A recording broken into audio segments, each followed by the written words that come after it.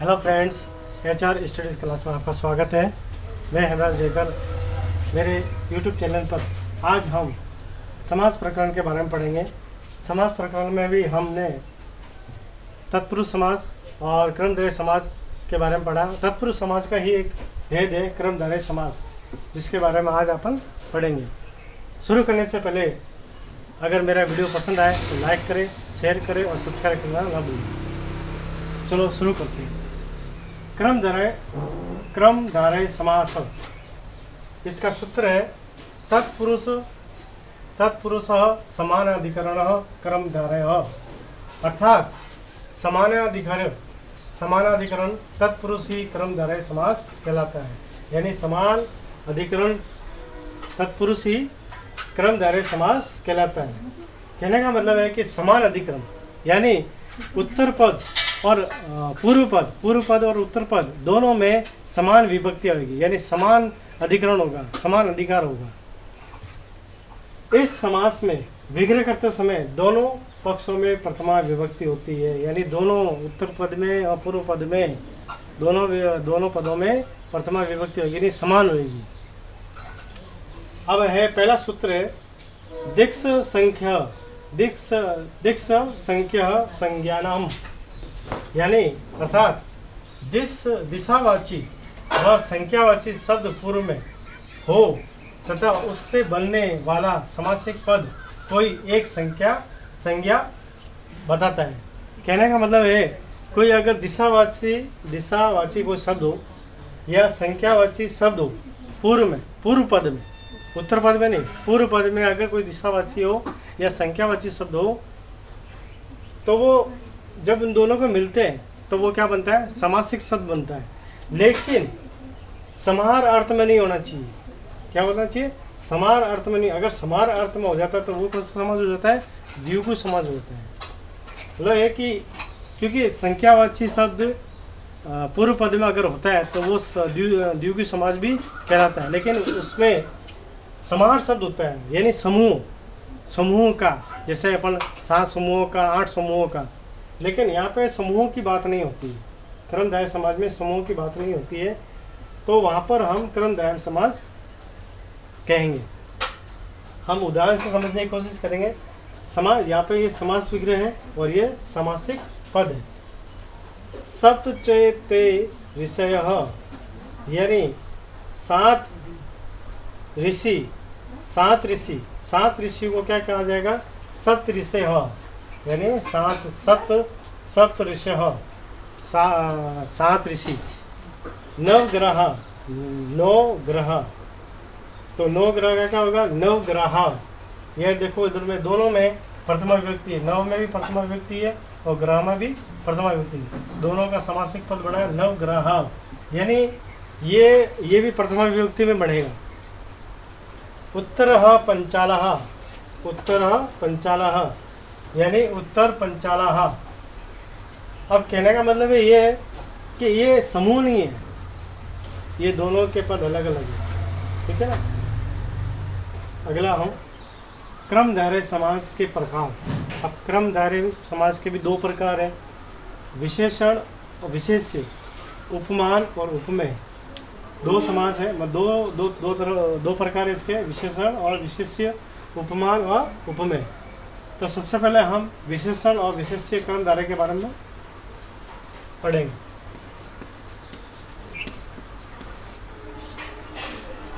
अब विशेषण और विशेष्य किसे कहते हैं, आपने ने पढ़ा है कि जो शब्द किसी की विशेषता बताता है तो उसे हम विशेषण कहते हैं। लेकिन जिस शब्द के बारे में जिसके बारे में हमने बात करी है तो वो विशेष्य कहलाएगा। जैसे मैं एक उदाहरण के रूप में बताऊं कि कृष्ण सर्प, यानी काला सांप। अब काला तो क्या हुआ, विशेषण, और सर्प क्या हुआ, विशेष्य, यानी काला सांप की विशेषता बता रहा है, तो विशेष्य कहलाएगा सर्प यानी सांप, और काला कहलाएगा विशेषण।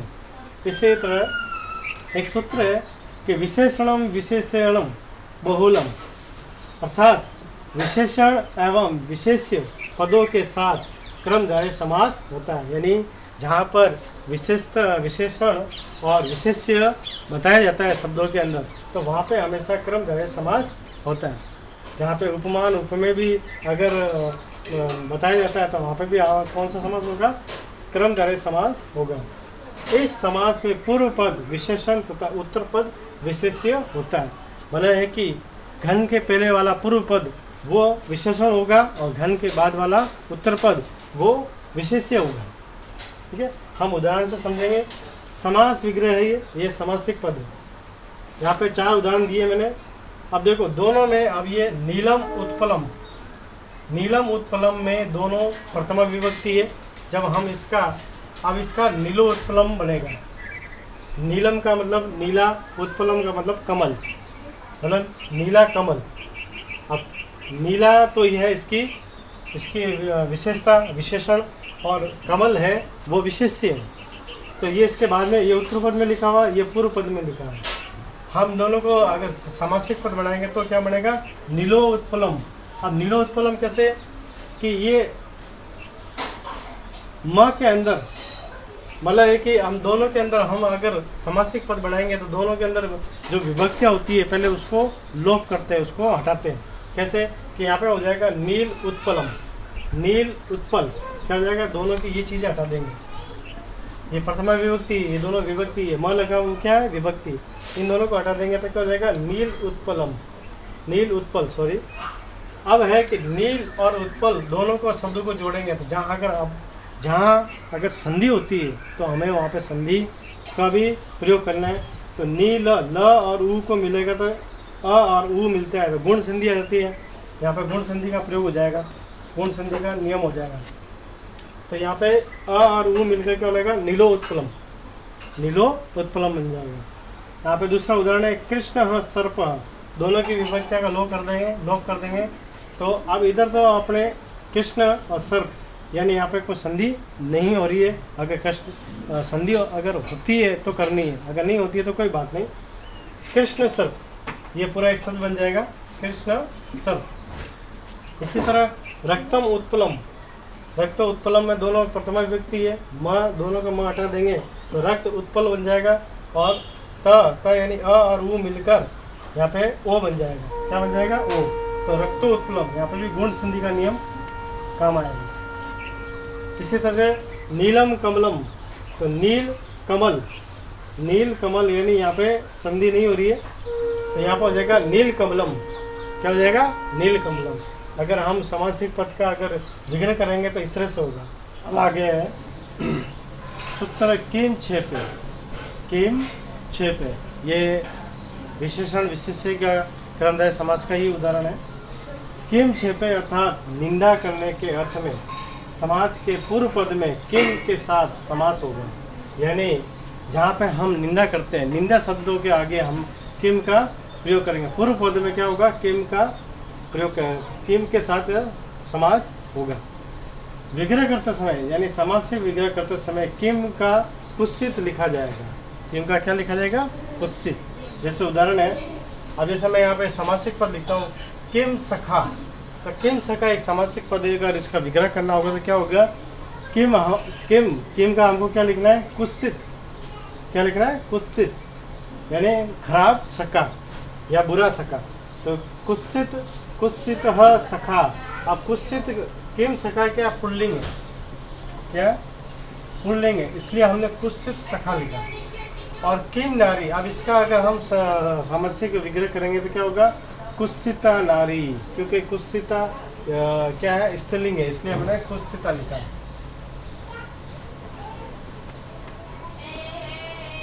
स्त्रीलिंग में ऐसा लिखा जाएगा और पुल्लिंग में ऐसे और नपुंसकलिंग में ऐसे। आप देखो किम फलम, यानी ये नपुंसकलिंग है तो क्या लिखा जाएगा? कुत्सितम फलम, यानी यहाँ पे होगा बुरा सखा, बुरी नारी और बुरा फल। ठीक है ना? अगर पुल्लिंग आवे तो ऐसा लिखेंगे, स्त्रीलिंग आए तो ऐसा लिखेंगे और नपुंसकलिंग आवे तो ऐसा लिखा जाएगा। आगे नेक्स्ट है सुप्रादय। क्या हो जाएगा? सुप्रादय सूत्र है, यानी सुंदर अर्थ में सु का प्रयोग होता है। सुंदर अर्थ में सु का प्रयोग किया जाएगा। अब उदाहरण देखो, सुंदर शोभन, यानी सुंदर लिखो या शोभन लिखो, दोनों का अर्थ एक ही है। सुंदर को भी सुंदर कहा जाता है और शोभन को भी सुंदर ही कहा जाता है। तो सुंदर शोभन पुरुष, यानी शोभन पुरुष, तो इसका अच्छा है। सुंदर के लिए क्या लिखा जाएगा, अपन बोला है कि सु लिखा जाएगा, तो सुपुरुष, ठीक है। अगर सुंदर पुरुष भी आवे तो भी सुपुरुष आएगा। सुंदरी या शोभना नारी तो सुनारी, सुंदरी नारी आवे तो भी सुनारी लिखना है, शोभना नारी आवे तो भी सुनारी लिखना है, ठीक है।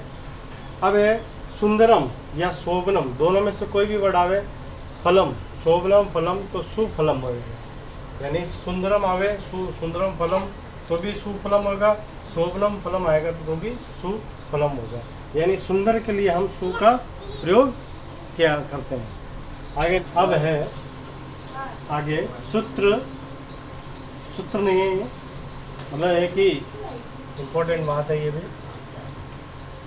सत, महत, परम, उत्तम आदि पदों के साथ भी क्रमधारय समास होता है। मतलब ये कि जिसे कुछ शब्द रखे हैं कि सत, महत, परम, उत्तम, इनके साथ में भी क्रमधारय समास होगा। जैसे सत्पुरुष, सत्पुरुष, तो इसका अगर समास विग्रह करेंगे तो क्या होगा, सन पुरुष, क्या होगा, सन पुरुष। यानी सत्पुरुष है तो सत आकर आता है तो उसके लिए क्या लगेगा, सन पुरुष। महावृक्ष तो आ जाएगा महान वृक्ष। ये परम राज तो परम राज्ञा, परम राज्ञ, इसका समास विग्रह ये होगा। उत्तम जन तो क्या हो जाएगा, उत्तम जन। मतलब इन शब्दों के आगे इस तरह से क्रमधारय समास होगा। देखो सन, इसका सत्पुरुष का सन पुरुष, महावृक्ष का महान वृक्ष, परम राज्य का परम राज्ञ, उत्तम जना का उत्तम जन। अब है विशेषण विशेष्य क्रमधारय समास हो गया। अब है उपमान उपमेय क्रमधारय समास, मतलब है कि जहाँ पे किसी उपमा दी जाती है तो वहाँ पे भी क्रमधारय समास होता है। अब उपमान और उपमेय, जैसे विशेषण और विशेष्य, जैसे पूर्व पद होता है वो उपमान होता है और उत्तर पद होता है वो उपमेय होता है। अब जैसे हम समझते हैं इस समास में एक पद उपमान और एक पद उपमेय होता है। मतलब है कि जरूरी नहीं है कि भाई पूर्व पद भी उपमान हो सकता है, उपमेय भी हो सकता है। मतलब कोई भी पद उपमान और उपमेय हो सकता है। सामासिक विग्रह करते समय पद के पश्चात इव यानी उपमा वाचक पद का प्रयोग करते हैं। मतलब जहाँ पर उपमान आता है, जहाँ पर जो पद उपमान होगा उसके पीछे हमको इव लगाना है। समास विग्रह करते समय, समास विग्रह करते समय उपमान के पीछे हमको इव लगाना है, ठीक है। जैसे अब कुछ उदाहरण है, जैसे मान लो ये घनश्याम है, घनश्याम यानी घन यानी बादल, श्याम यानी काला, यानी बादल के समान काला, बादल के समान काला। तो यहाँ पे घन क्या है, उपमा है, काला श्याम की उपमा दे रखी है। घन यानी बादल, बादल की जो उपमा दे रखी है वो काला। तो घन क्या हुआ, उपमा, उपमान। तो इसके पीछे हम क्या लगाएंगे, इव लगाएंगे। तो घन इव श्यामः। इसी तरह से गज स्थूलः, तो गज क्या है, उपमान है। तो इसके पीछे क्या लगेगा, गज गजः इवः स्थूलः। अब मृग चपला, मृग चपला, तो मृग चपला का क्या लगेगा, मिर्गी, सॉरी ये मिर्गी होगा, मिर्गी इव चपला, मिर्ग चपला का हो जाएगा मिर्गी इव चपला, ठीक है। अब इसके बाद ये तो हुआ कि उपमान और उपमेय के बाद, यानी ये उपमान है, ये उपमान है और ये उपमेय है। तो उपमान के बाद में हमने इव लगाया है। कभी कभी ये होता है कि उपमेय आगे आता है और उपमान बाद में आता है, तो वहाँ पे आप उनको क्या करना है,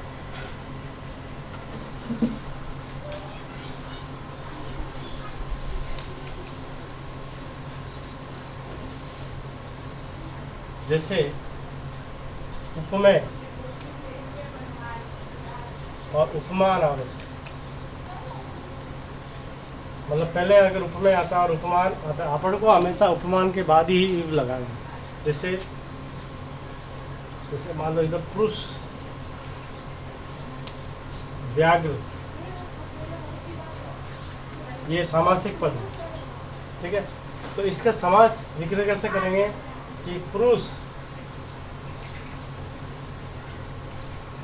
अब यहाँ पे व्याघ्र क्या है, अपने उपमान, व्याघ्र उपमान है, तो अपन पुरुष व्याघ्र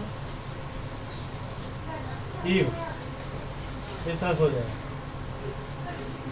मतलब अपन को तो उपमान के बाद ईव लगाना है, यानी पुरुष व्याघ्र के समान है, यानी बाघ के समान है।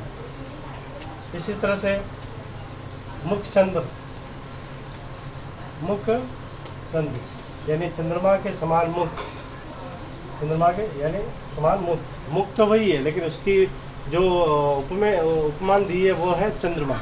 तो क्या हो जाएगा इधर, मुख